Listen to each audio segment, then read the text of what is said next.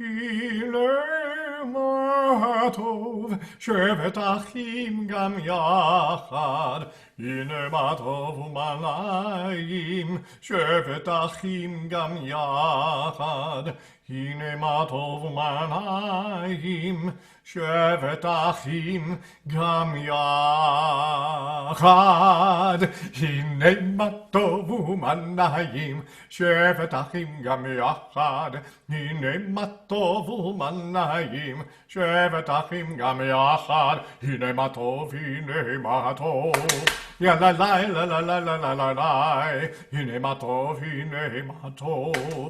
יא לה לה לה לה לה לה לה לה לה. הנה מה טוב ומה נעים. יא לה לה לה לה לה לה לה. הנה מה טוב ומה נעים. שבת אחים גם יחד.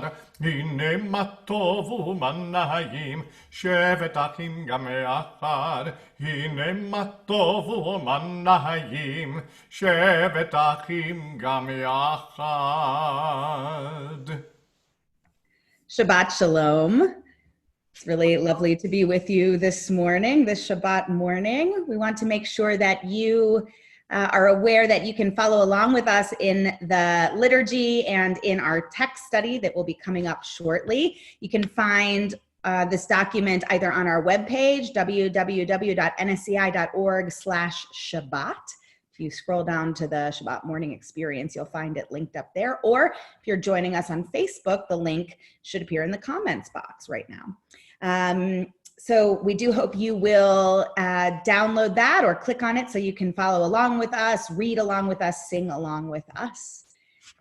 We begin, or continue rather, with the reading, the first reading on the page. If you'd like, please join with me. We call each other to worship, although we forget and sometimes do not listen. We call each other to worship with one breath, one song, one voice. At this sacred time, which is every time, in this sacred place, which is every place, with this sacred congregation, which is every congregation, we unfold together into the endless blessing of the eternal and call each other to worship. And we continue, an interpretive Yotzer Or. Light changes each day, marking the natural order of God's universe, from light to dark and back to light again. The shift is gradual and beautiful. As my inner light changes, the shift is gradual and beautiful. The evening approaches as childhood fades, and I look ahead toward the dawning of the future. Blessed are you, O God, who creates transitional moments with wisdom. We turn together to Shema. Shema Yisrael, Adonai Eloheinu, Adonai Echad. Baruch Shem Kevod Malchuto Le'olam Va'ed. ואהבת את אדוני אלוהיך בכל לבבך ובכל נפשך ובכל מאודיך, והיו הדברים האלה אשר אנוכי מצווך היום על לבביך, ושיננתם לבניך ודיברת בם בשבתך בביתך ובלכתך בדרך ובשוכבך ובקומך, וקשרתם לאות על ידיך, והיו לטוטפות בין עיניך, וכתבתם על מזוזות ביתך ובשעריך, למען תזכרו ועשיתם את כל מצוותיי ויתם קדושים לאלוהיכם. אני אדוני אלוהיכם, אשר הוצאתי אתכם מארץ מצרים, להיות לכם לאלוהים. אני אדוני אלוהיכם, אמת. Let's continue with the reading at the bottom of page 2, this beautiful reflection from Rabbi Abraham Joshua Heschel. The meaning of the Sabbath is to celebrate time rather than space. 6 days a week, we live under the tyranny of things in space. On the Sabbath, we try to become attuned to holiness in time. It is a day on which we are called upon to share in what is eternal in time, to turn from the results of creation to the mystery of creation, from the world of creation to the creation of the world. A prayer for peace, Sim Shalom, top of page 3. The words are simple, Sim Shalom, Tova Uvracha, Lai Lai Lai Lai Lai Lai Lai Lai Lai Lai Lai Lai Lai. Or just lie. Sim shalom, sim shalom, sim shalom, tova uvracha, sim shalom, lai, sim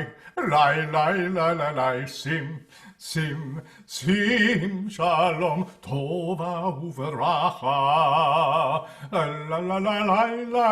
tova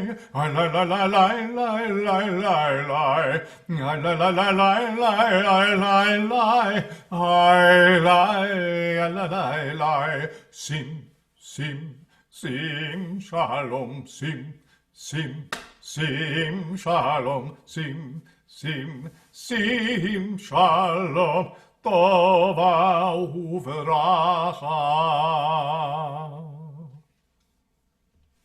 Baruch atah Adonai hambarich et amo Yisrael b'shalom. We take a few moments now for those who are with us in real time, for those who might be watching this after the fact, to draw our hearts, our energies, our prayers around those in need of healing, those in need of wholeness, those in need of peace. So we invite you, if you're thinking of someone or perhaps many who are in need of wholeness, peace, healing, blessing, to call them to your heart. And if you're with us in a way that you can type in their names in the chat, we'd invite you to do it that way. If not, wherever you are, if you'd like to say their name or names aloud, we honor that too. We offer all of them, all of us, prayers for healing. Mishaberach Avotenu Avraham Yitzchak v'Yaakov v'imotenu Sarah Rivka Rachel v'Leah hu yivarech v'yirapeh et hacholim. You're the one who blessed our ancestors Abraham, Isaac, and Jacob, Sarah, Rebecca, Leah, and Rachel.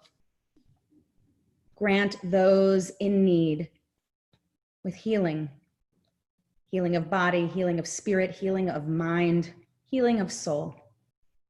Baruch atah Adonai, Rofei HaCholim. Blessed are you, Adonai. You bring healing. You bring wholeness. We pray to us all.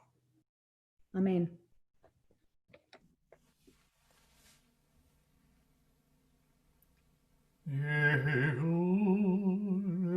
Ratzon imrefi region libi lefanecha Adonai tzuri Adonai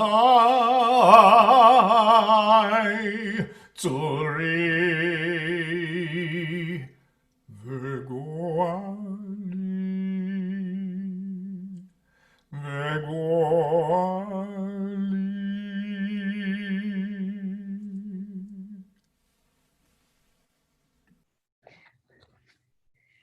Thank you, Cantor Goldstein. That was beautiful. So we turn now to the opportunity to study Torah. And before we dive into that, we just want to invite everyone into the blessing. And even the blessing will set up our Torah study really beautifully this day. So the blessing, we'll say it in Hebrew in just a moment, but the blessing acknowledges God commanding us to busy ourselves in the study of Torah. And that is certainly what we will do today. So please join me. Baruch atah Adonai Eloheinu melech haolam asher kidishanu b'mitzvotav v'tzivanu la'asok b'divrei Torah. If those words are unfamiliar to you, a little insider trick, it's not a sophisticated trick, but I remember when I first learned this as a child, the way I remembered it was that we should soak ourselves in Torah, right? La'asok. So even if you don't speak Hebrew, this is a way of remembering those words. And I want to bring that imagery forward, what it means to soak oneself, immerse oneself fully in Torah. So today marks, for many in the Jewish world, the second day of Shavuot, should you observe 2 days of any given holiday. And some in our community may observe 2 days, some may not, but it offers us the opportunity to continue the exploration of the revelation of Torah. And in the case of our study today, the ongoing revelation of Torah, or what that might mean for us. Shavuot really marks the occasion of God giving the Torah to the Jewish people at Mount Sinai. There is so much midrash and commentary on what that giving was, what it involved, who was there, how was it given. And of note among all of it is that it was given in radical inclusivity, equally to everyone. You couldn't have a bad seat at Mount Sinai. Everyone received Torah, heard it in the way that they needed to. There's one midrash that says that although God delivered in one voice, everyone heard it in the language that they personally spoke. So it could be truly understood and received. And then another midrash goes so far as to say, and by the way, it wasn't just everyone who was alive at the time who was there. It was, in fact, everyone who would ever be alive. Meaning, Cantor Goldstein, you and I, we were there too. I don't know if we saw each other, perhaps we bumped into each other, unclear, but the tradition would have us understand that all of us were there. And then other traditions suggest, in addition to that the Torah is given again and again and again by God, if not every Shavuot, every minute, every second, all the time, constantly being revealed to us. You'll note, though, that just because it's revealed doesn't mean we receive it, right? The receptivity part of it is on us, because if it's being revealed all the time, we certainly have to be open enough to feel it, take it in, acknowledge it, do something about that. So it might be Zman Matan Toratenu, the time of the giving of the Torah. But if it is to also be Zman Kabbalah Toratenu, the time of receiving of Torah, that's the part for us that we really have to take to heart. And that's what I hope our study today will offer us. So if you turn to, it's on page 4, the texts, we'll just spend a little time in some different texts about the giving and receiving of Torah and how we might understand that. So I want to begin with one of the most well-known teachings, and then Cantor Goldstein, feel free to jump in, whenever you want. And if you're with us at home and you're with us on Facebook especially, please feel free to write in your comments, your thoughts. This should be an ongoing conversation. So we'll begin with Pirkei Avot with one of the great rabbis, Ben Bagbag, or Bagbag, depending on how you pronounce it, this legendary person. So Ben Bagbag would say, turn it and turn it again. Hafoch ba is the famous Hebrew. For everything is in it. Gaze into it, grow old and worn in it. Do not steer from it, for you have no better portion than it. Cantor Goldstein, I wonder your thoughts and reflections on this teaching that, we know so well and have spent so much time with over the years. I wonder how it's hitting you today. Well, a number of things strike me. First of all, uh, I think this notion of turning, you can visually see the Sefer Torah wrapped around the Atzei, and how we roll it and unroll it and then re-roll it and roll it again, and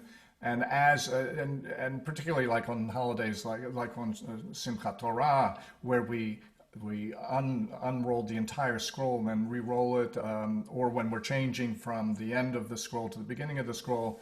And it's as if you're getting this snapshot of all of it all at once, passing by. And yet, that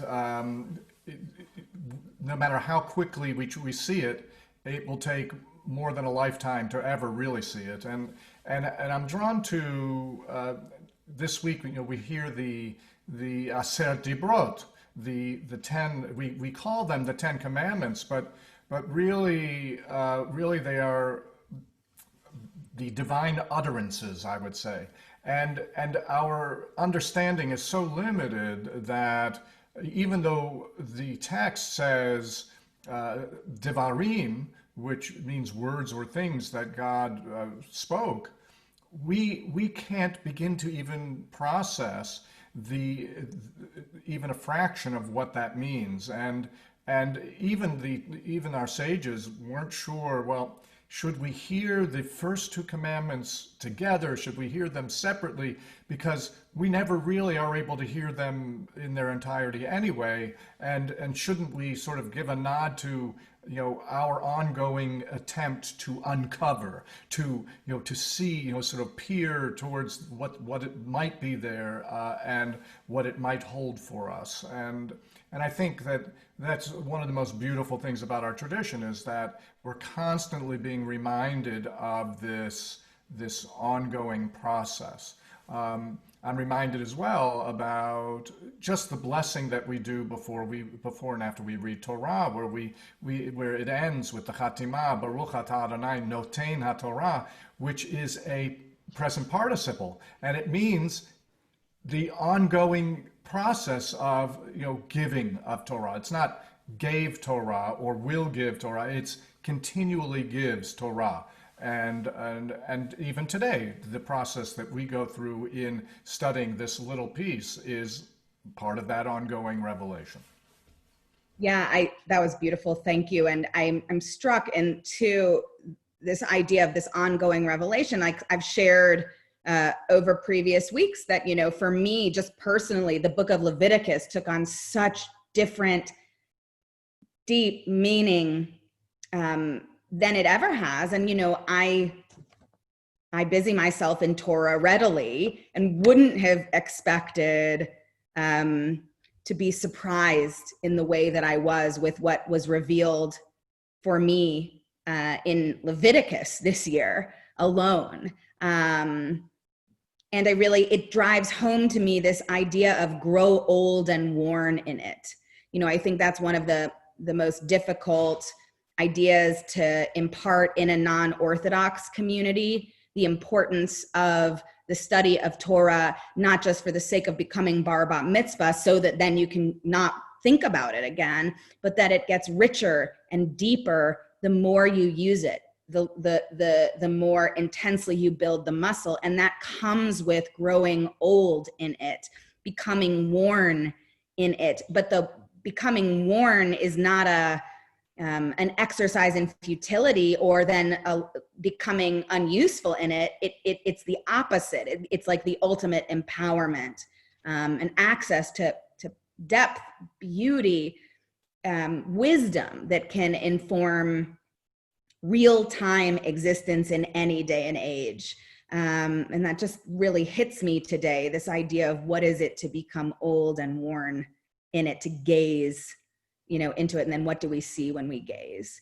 So let's move forward into an introductory piece from the Zohar, this classic book of Jewish mysticism. Lots of legends about when the Zohar was written. The Zohar itself likes to say it was written way before it likely was, in order to give itself some legitimacy. If you've ever heard of Kabbalah, much of that roots to a Zoharic Jewish mystic tradition, and the Zohar has an introduction, and this is part of it.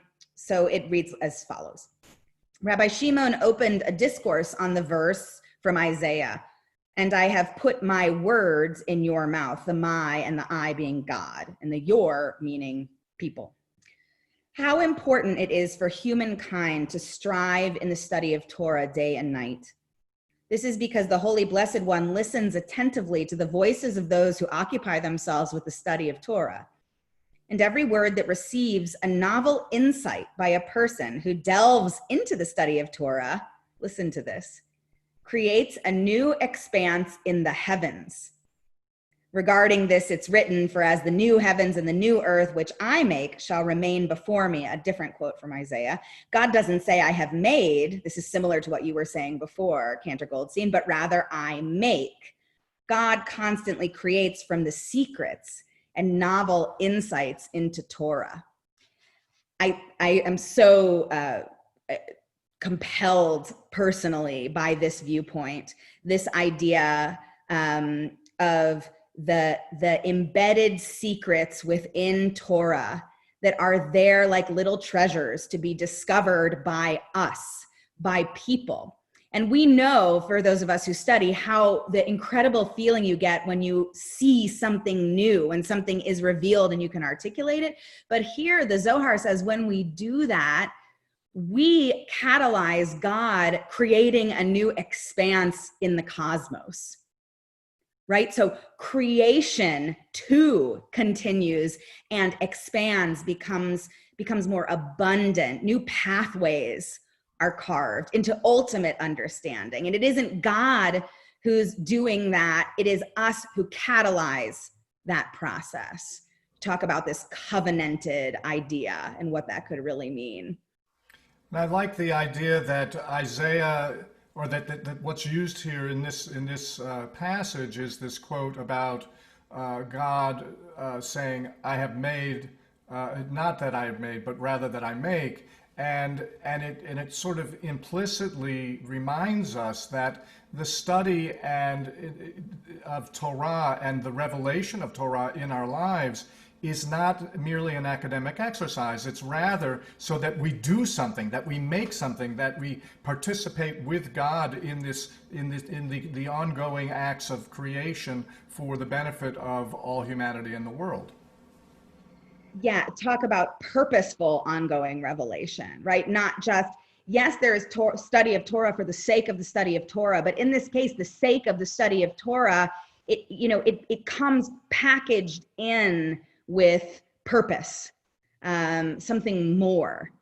I think that's often like lost in how we come to understand the study of Torah colloquially. You might sort of envision people sitting in a room studying Torah, leaving it inside, and then going off and doing whatever they do. But if there's a disconnect between what they learn and what they apply, then the Torah might have been revealed, but it hasn't been received. It hasn't been reinterpreted. That's like the metric of whether it was taken in or not. If we're all talk and no walk, or if the walk doesn't match the talk, right? Torah might have been given, but it hasn't been received. We haven't, dug a deeper expanse into heaven, certainly. But that is what's possible when we can create that kind of alignment. And I also think the idea here is not that what you're digging into is some originally intended solitary interpretation, but rather that every single thing has multiple possible interpretations, and we are uncovering and creating them, and that there's something divine in that. It's the beautiful organic nature of Torah. Torah isn't stagnant. It isn't uniform. It's nimble, and it moves, and it grows, and it changes. And we have the right to be claimers in it, partners in it, which here in the Zohar is this idea is really elevated in terms of what's at stake. So just something perhaps perhaps those of you who are listening will find that as beautiful as I do, and I think Cantor Goldstein does, but it's something I often think about or draw to my mind as an intention before I begin the study of Torah is, I wonder what sort of expanses into heaven we'll explore together today. And it can really kind of change the way you think about what you're studying and how. And remember, Torah isn't just the scrolly thing, right? Torah also is expansive, even in its most limited definition. Some would say any sacred Jewish text applies as Torah, and others would say all of life is Torah. So you can kind of come up and out at a much higher, more expansive level and understand this in a totally different way as well. I want to take us to the next place, which is really the counter text or the check on the text we just read from the Zohar, but it brings us way forward in history. We're now in the 19th century. Still in a mystical framework, we're dealing here from a Hasidic mindset. So the Hasidic movement's deeply influenced by the Zohar, all rooted from essentially key Hasidic figures in the 18th century, some in the 17th century, but you know, you get the picture. So we're still in the same vein of Jewish thinking. It's just later. But hear this, because to me, this is speaking a voice of modernity, even though this is from 200 years ago.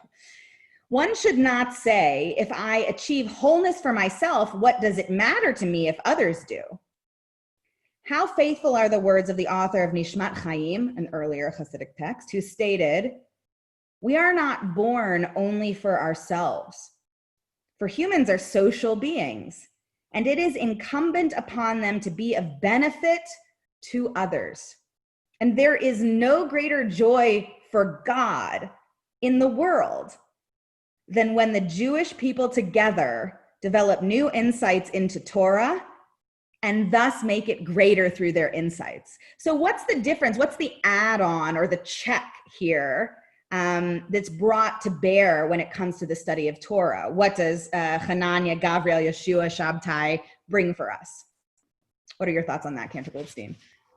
Well, I think ultimately it's this notion that even though we're all striving to have a greater understanding, a greater appreciation of the text and what it can mean, it's absolutely meaningless if we don't then take it to the next step. And I mean, the way I read this text, I read it as sort of the messianic hope, you know, of the greatest possibility, where each one of us is constantly thinking in terms of how our actions reverberate and how each and every one of us is sort of like that pebble in the pond, and if we can have everyone throwing their pebble at the same time, everyone, you know, trying to achieve wholeness together, then there's the possibility that we all become whole as one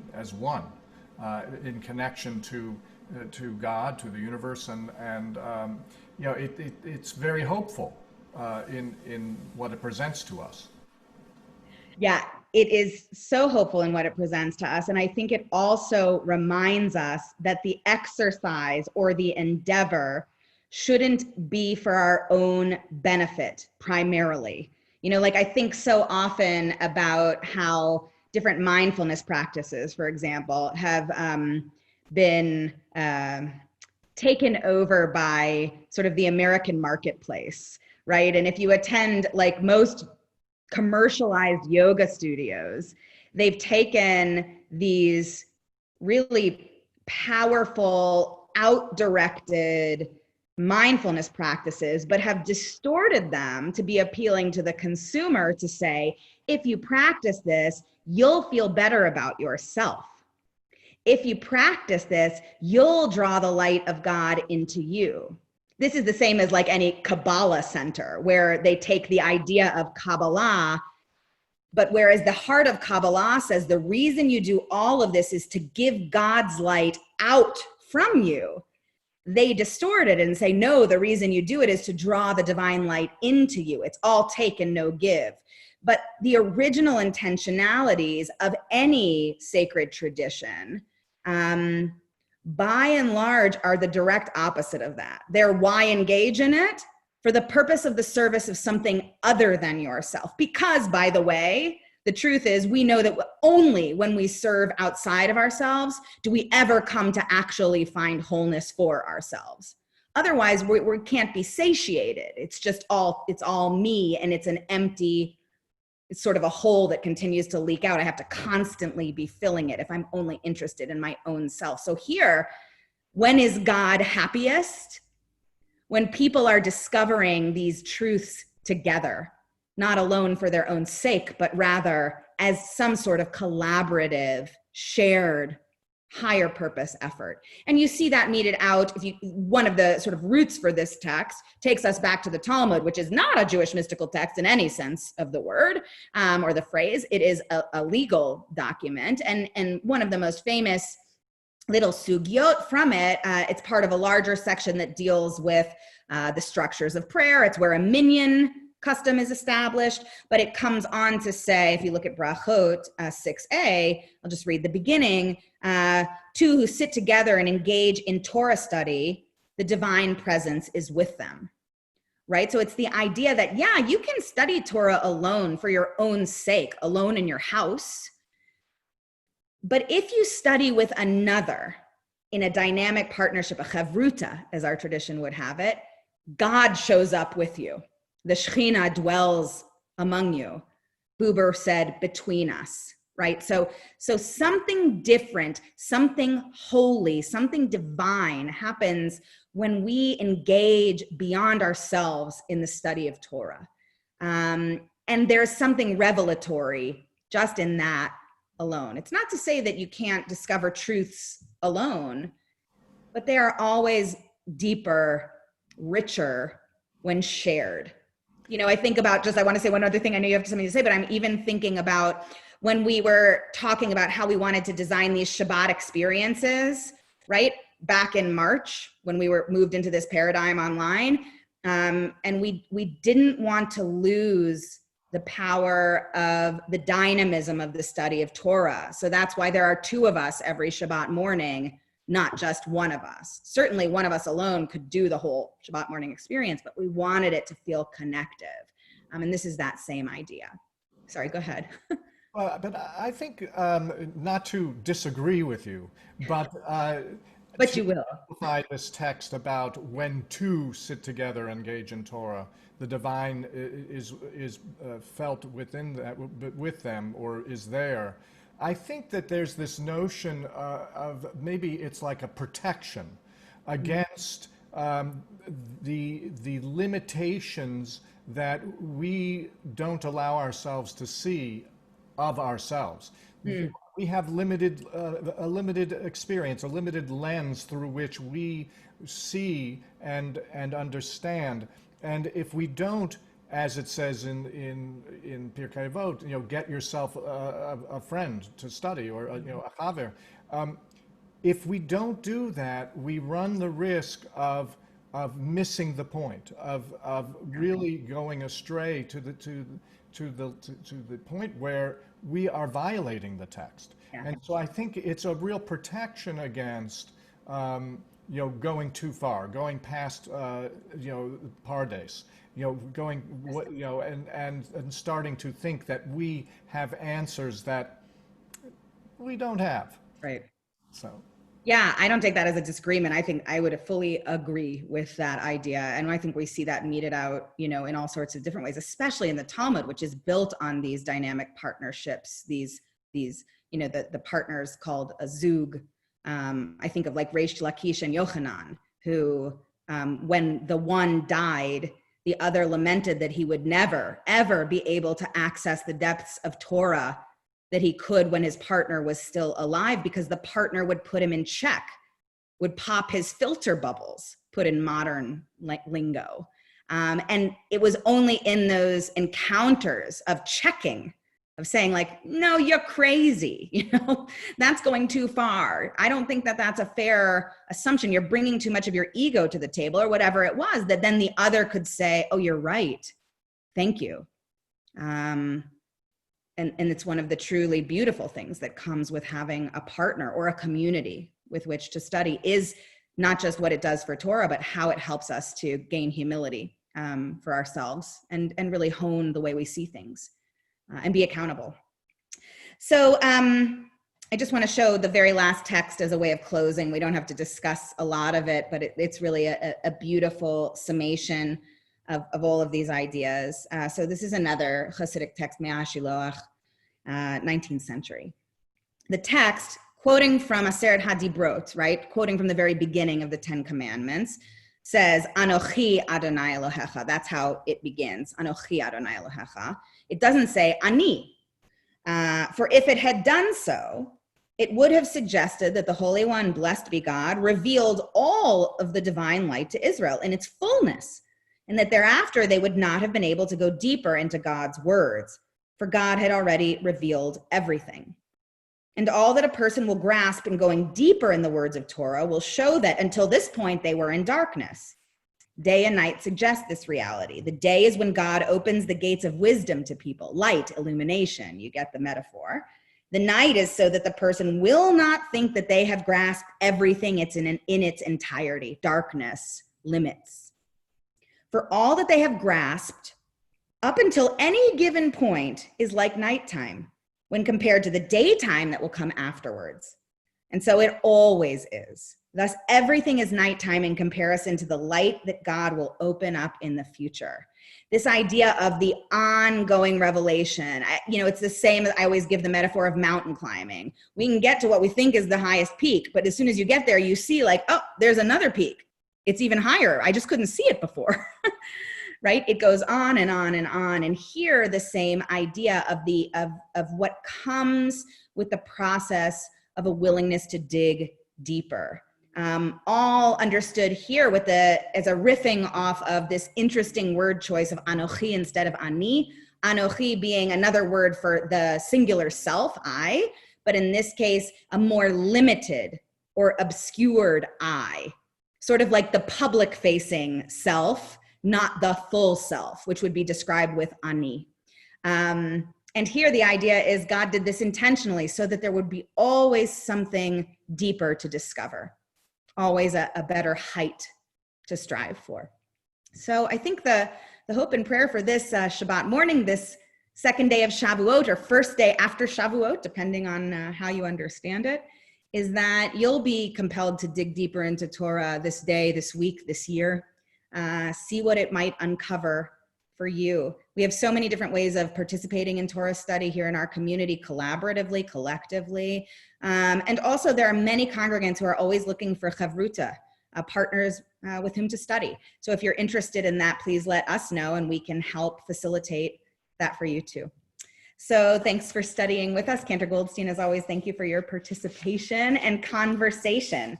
I am grateful. And so as is appropriate, we turn to memory and think of all of those in our lives and our families, those who have transmitted Torah to us, those whose discoveries were passed on to us, those who navigated the way and set the path for us. We first remember those whose families mourn in Shloshim, the first month after a death. We remember Mark Vintel, Diane Fixler, Doris Ginsburg, Adele Goldberg, Leslie M. Hefter, Harriet March, Jessie Bludgett Petkoff, Esther Lubar Sametz, Danny Scully, Ida Scully, Laura Stern, Lynn Wisher Wasserman. We also remember those whose yahrzeits fall this week.